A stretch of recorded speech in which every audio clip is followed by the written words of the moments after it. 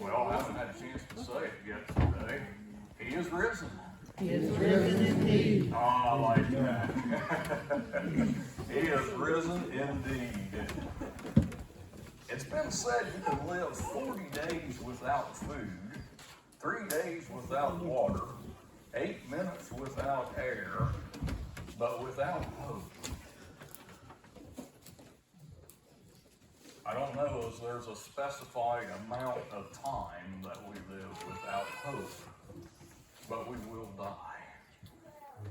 And my mind goes to the person who does not believe in the risen Savior, who would call themselves atheists and so forth. The despair that sets in. And sometimes they even do away with themselves because there's no hope. Without hope, the human spirit cannot go on. I have a medical student here. Megan, you can kind of check these statistics. These are Google statistics. So that means they're probably dangerous, right? Well, I just Googled this. I was curious. My statistics says in 2015,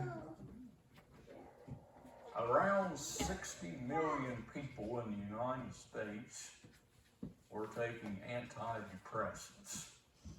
And then going forward 6 years, there was a 34.8% increase in those who would take those. Now here, Megan, here's the one I want you to really think about. One study says up to 75% of medical students were on antidepressants or stimulants. That fascinated me. Are you on a stimulant? With that Jake running around, you might wish you were. I don't know. You can take them statistics as they are. But I know one thing. As Americans, we need a message of hope. We have a message of hope, and we have to believe and share our message of hope. The Lord understands our neediness. And I want to preach this morning about two fellows in the same shape that we sometimes find ourselves. Hope was gone. They were struggling. Their Jesus, their Messiah, had been crucified. And they didn't know what to do. Hope was gone, but hope was there all along. Luke 24, verse 13, begins what we know as the Emmaus story. It begins like this. Now behold, two of them were traveling that same day to a village called Emmaus, which was 7 miles from Jerusalem. It was, in fact, the first day of the week. If we back up a little bit to 24, verse 1, now on the first day of the week, very early in the morning, some had been there to the tomb already. Look at 9, 10, and 11. Then they returned from the tomb and told all these things to the 11 and to all the rest. It was Mary Magdalene, Joanna, Mary the mother of James, and the other women with them who told these things to the apostles. And their words seemed to them like idle tales, and they did not believe them. It seemed like everyone was in various stages of grappling with what to do about this empty tomb that was there, and the stories that were being spread around about it. Let's go ahead and unpack this Emmaus story. I'll read through it, and then we'll draw some thoughts out of it for us this morning as we grapple with this idea of hope. The hope of Easter. Now behold, two of them were traveling that same day to a village called Emmaus, which was 7 miles from Jerusalem, and they talked together of all these things which had happened. So it was while they conversed and reasoned that Jesus himself drew near and went with them, but their eyes were restrained so that they did not know him. And he said to them, what kind of conversation is this that you have with one another as you walk and are so sad? Then the one whose name was Cleopas answered and said to him, are you the only stranger in Jerusalem, and have you not known the things which have happened there in these days? And he said to them, what things? So they said to him, the things concerning Jesus of Nazareth, who was a prophet mighty in deed and word before God and all the people, and how the chief priests and our rulers delivered him to be condemned to death and crucified him. But we were hoping, there's that hope, that it was he who was going to redeem Israel. Indeed, besides all this, today is the third day since these things happened. Yes, and certain women of our company who arrived at the tomb early astonished us when they did not find his body. They came saying that they had also seen a vision of angels who said he was alive, and certain of those who were with us went to the tomb and found it just as the women had said, but him they did not see. Then he said to them, O foolish ones and slow of heart to believe in all that the prophets have spoken. Ought not the Christ to have suffered these things and to enter into his glory? And beginning at Moses and all the prophets, he expounded to them in all the scriptures the things concerning himself. Then they drew near to the village where they were going, and he indicated that he would have gone farther, but they constrained him, saying, abide with us, for it is toward evening, and the day is far spent. And he went in to stay with them. Now it came to pass, as he sat at the table with them, that he took bread, blessed, and broke it, and gave it to them. Then their eyes were opened, and they knew him, and he vanished from their sight. And they said to one another, did not our heart burn within us while he walked with us on the road, and while he opened the scriptures to us? I see several things in this little passage. Number one, I see hope for the ordinary. Hope for the ordinary. If you were Jesus, who would you reveal yourself to the first moments as you rose from the dead? Think about that. Who would you choose? Would it be the inner circle? You know, Peter, James, and John were his closest friends. Why not choose them? Or Caesar, maybe. That guy who thought he was a king or a god himself. Why not choose Caesar to reveal? But no. John's gospel said Mary Magdalene arrived at the tomb early that morning. She was the first one there, a lady of maybe perhaps questionable character. And now it seems these two guys were, if not amongst the very first ones, at least very close. Cleopas. What do you know about Cleopas?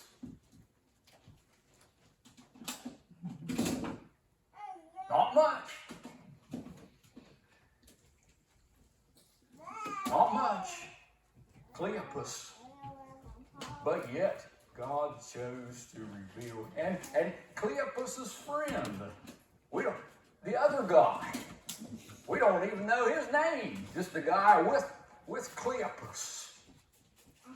Talk about ordinary, but Jesus chose these two to reassure and give them hope. Let me ask, how many here this morning were at the top of your class? I mean, you got the best grades, maybe voted most likely to succeed, you know, your senior year, and all these popularity things in school. How many? I'll bet there's a few out there.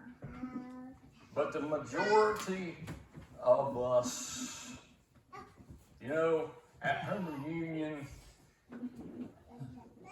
back in the day, if there was remedial something, sign Curt up. I think it was 4th grade before I figured out and discovered that I was there to learn something instead of play.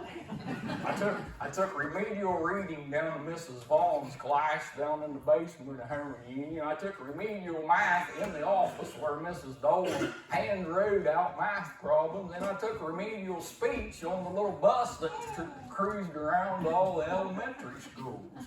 Couldn't fit any more remedial things into my schedule. They discovered ordinary. Ordinary. And then I hit high school. Even more ordinary. Let me tell you a little story that happened about school here in the past few weeks just to illustrate ordinariness. And I was doing the math, and it had been 45 years ago since I had seen this guy.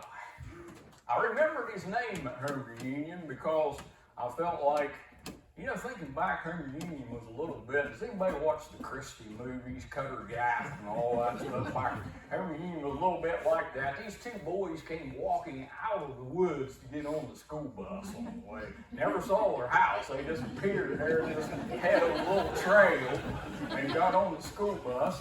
The Starkey brothers, I remember them, well, I don't know why I remember useless stuff, but it was important I don't remember. Ask Rhonda all about that. But I remember 45 years ago we got on the school bus, Jared and Donnie Starkey. Hadn't heard from them for years, and lo and behold, out by Burr Oak Dam in the last few years, a mailbox popped up there with the name Jared Starkey on it. And I thought, must have been the Starkey boys that I went to school with.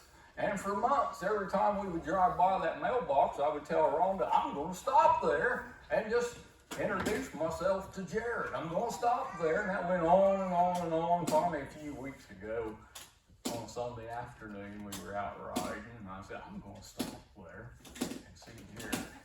As I made my way up the walk, it began to feel a little bit more awkward than it had in my mind. And you remember me from 45 years ago? He looks at me. No, I don't believe I do, he said. The no name.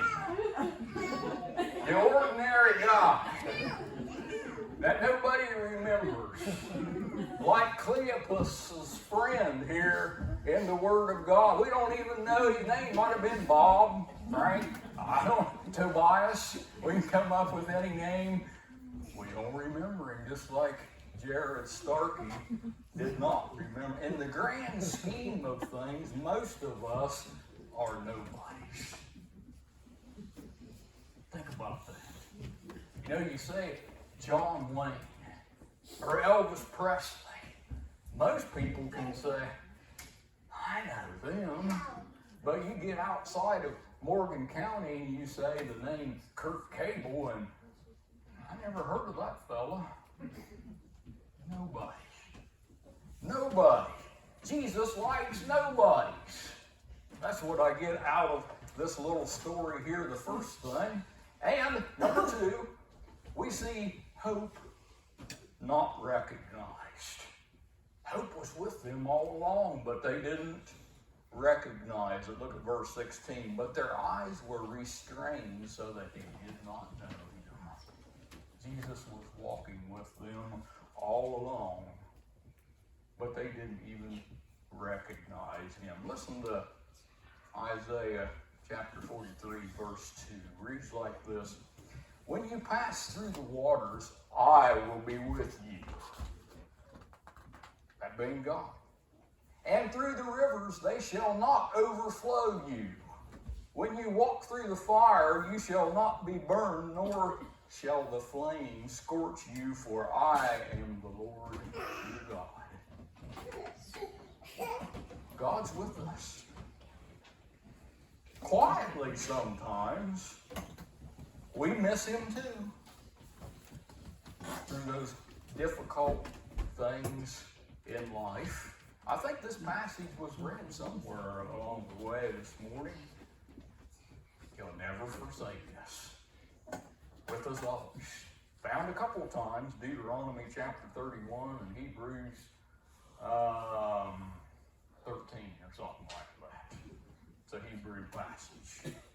With us, will never forsake us.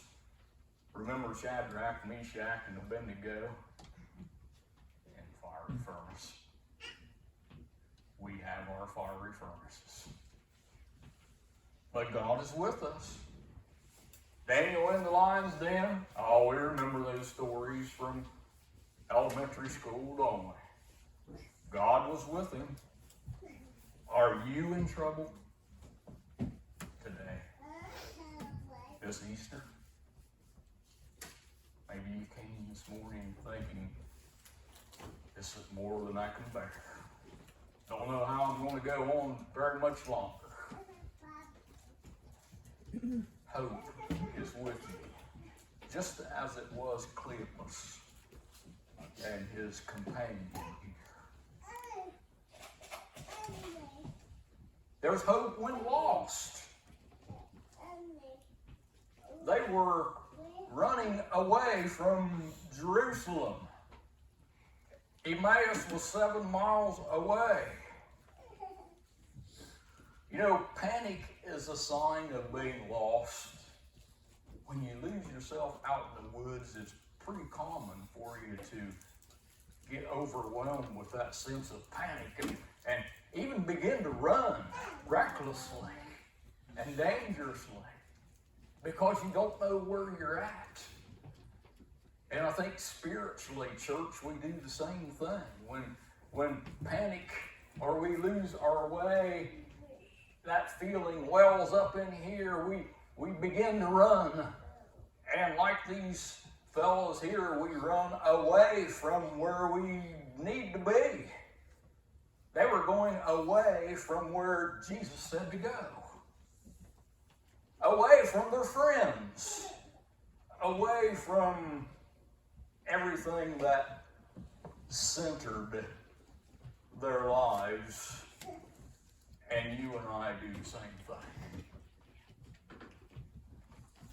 But there's hope when lost. I came across a story about a little boy on the outskirts of London, I believe it was, and he'd become separated from his parents and were lost, and he was just sitting there on the curb sobbing, and along came the trusty old good police officer, and he says, "What's wrong?" And the little boy says, "I'm lost."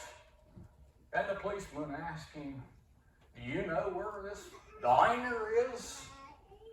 "No, never heard of that." "Do you know where so-and-so's restaurant is?" "No, don't know where that is either." And he asked him 3 or 4 things, but nothing clicked in the little boy's memory. And the officer, kind of puzzled, was thinking, what am I going to do? And he looks around and he sees a church steeple over yonder on the hill, and he asks the little boy, "Do you know where that church is over there?" And the little boy says, "Yes, take me there and I can find my way." Oh, the spiritual lessons in that story for us, church. We panic and run away from everything that centers our lives, that can help us find our way and settle the hopelessness in here, away from the cross of Calvary. Because hidden in this message of the empty tomb is the cross of Calvary. We need the cross, the sacrifice, the blood of Jesus to bring us back to God. Fourthly, hope is found in Scripture. Cleopas and his friend were going the wrong way, but Jesus didn't give up on them. Why the long faces, guys? My New King James says, "and are so sad." Hope was gone. Our Jesus was crucified, and it's been 3 days, Cleopas said. And Jesus was thinking, how many times have I said to you, 3 days? Doesn't any anything click with you? They'd forgotten. And we forget as well what God tells us. Philippians chapter 3 says, be anxious for nothing, but with all things, with thanksgiving and supplications, present your requests before God, and the peace of God that surpasses all understanding will overflow you. And what do? We worry. And we become anxious. And we sometimes turn away and become lost like Cleopas and his friend. But what did Jesus do to restore hope? Look at 25. And then he said to them, O foolish ones and slow of heart to believe in all that the prophets have spoken. Ought not the Christ to have suffered these things and to enter into his glory? And beginning at Moses and all the prophets, he expounded them to them in all the scriptures the things concerning himself. Are you without hope? Are you struggling to hang on to a little bit of hope? Jesus pointed them here to bring them back to that feeling of hope. Listen to Romans chapter 15 and verse 4, if I can find it.